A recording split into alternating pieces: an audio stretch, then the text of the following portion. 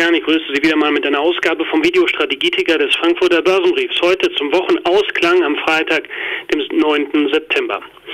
Der gestrige Börsentag war recht unentschlossen. Das war nicht nur daran ablesbar, dass der DAX zum Handelsende gerade mal 0,05% im Plus war oder dass das Bild mit 14 Gewinnern zu 16 Verlierern fast ausgeglichen war. Die Unentschlossenheit war auch daran ablesbar oder erkennbar, dass der DAX mehrmals am Tag das Vorzeichen wechselte.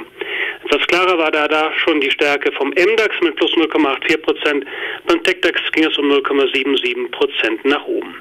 Ja, die wichtigere Frage wird aber wohl sein, was machte die Wall Street und was sagte gestern Barack Obama? Gestern war ja die wichtige Rede, auf die die Märkte ja schon ein wenig hingefiebert haben oder hingeschaut haben. Also der Dow Jones und der S&P 500 waren zum Handelsende jeweils knapp über 1% im Minus. Beim Nasdaq stand nur beim Nasdaq 100 stand nur minus 0,43% zu Buche. Was also kam vom amerikanischen Präsidenten. Man möchte etwa 450 Milliarden oder knapp 450 Milliarden Dollar einsetzen, um die Wirtschaft bzw. speziell auch den Arbeitsmarkt wieder anzuschieben. Stichworte dabei sind Steuersenkungen sowie Geld für Bildung und auch Geschenke bzw. Anreize für Unternehmen. Für Arbeitnehmer ist eine Halbierung der Sozialversicherungsbeiträge geplant. Unternehmen werden zur Einstellung von Langzeitarbeitslosen mit Steuergeschenken gelockt. Auch dürfte in die Infrastruktur bzw. öffentliche Einrichtungen investiert werden. Mit ca. 450 Milliarden Dollar ist das aktuelle Konjunkturprogramm deutlich kleiner als das von 2009. Damals ging es ja um 787 Milliarden Dollar. Reiche sollen etwas stärker zur Kasse gebeten werden, beziehungsweise hier soll die Steuervergünstigung noch aus der Zeit der Bush-Regierung nicht verlängert werden oder einige Steuervergünstigungen. Bei Steuerschlupflöchern möchte man restriktiver sein und das macht auch insgesamt schon Sinn. Ganz durch ist das Paket nicht, aber es ist wohl davon auszugehen, dass die Abgeordneten letztlich dann auch zustimmen werden. Für Obama ist das Ganze natürlich ein ganz wichtiges Manöver, denn vom Erfolg dieser Maßnahme dürfte doch ganz wesentlich seine Chance für eine Wiederwahl abhängen.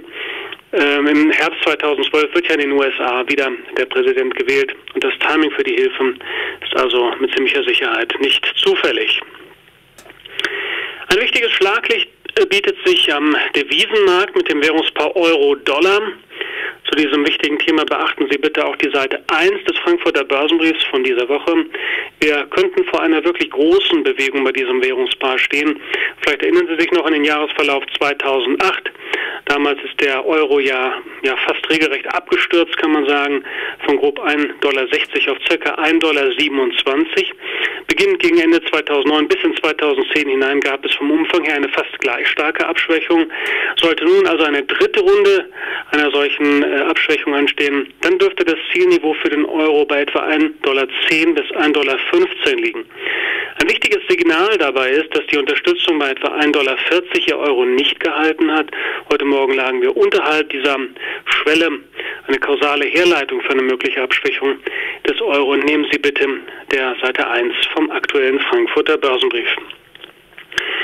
Damit sind wir bei Aktien bzw. Unternehmen. Fangen mit Bayer an. Die amerikanische Gesundheitsbehörde scheint auch nicht so richtig zu wissen, was man will oder wie man Dinge sieht. Erst vor kurzem noch gab es kritische Stimmen aus dieser Richtung zum Bayer-Präparat Xarelto. Nun aber stimmte die FDA für die Zulassung von Xarelto.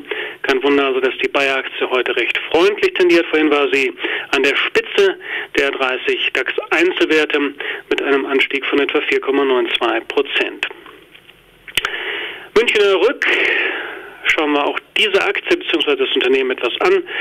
Münchner Rück und China scheinen einander näher zu kommen. Dazu zwei Schlaglichter. Zum einen ist die Volksrepublik China per 5. August über die Meldeschwelle von 3% bei dem Rückversicherer gegangen. Schlaglicht Nummer 2 ist eine Partnerschaft mit der chinesischen Versicherungsgesellschaft Ping An. Bitte beachten Sie dazu auch das Update, das ich heute Morgen schon auf unserer Website eingestellt habe.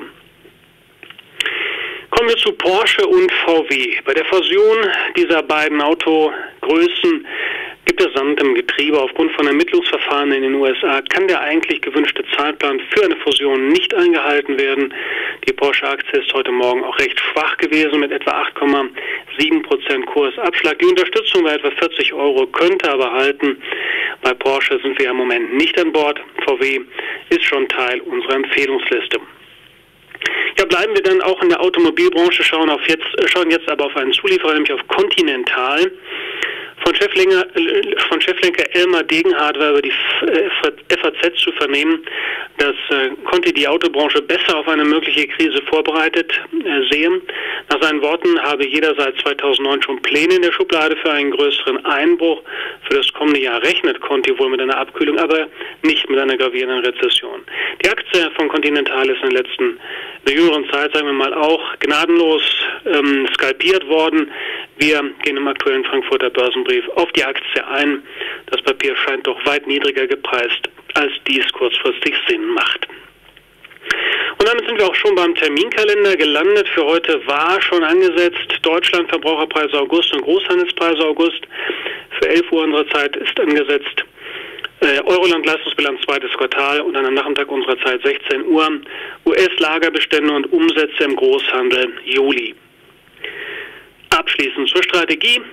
Gehen Sie mit einer ruhigen Linie in das Wochenende. Ich sehe aktuell keinen Bedarf, die Liquidität massiv hoch oder auch herunterzufahren. Ergänzend zu diesem Ticker beachten Sie dann auch bitte den aktuellen Frankfurter Börsenbrief. Das war's für heute, meine Damen und Herren. Ich wünsche Ihnen ein super Wochenende. Ihr Walter Thyssen.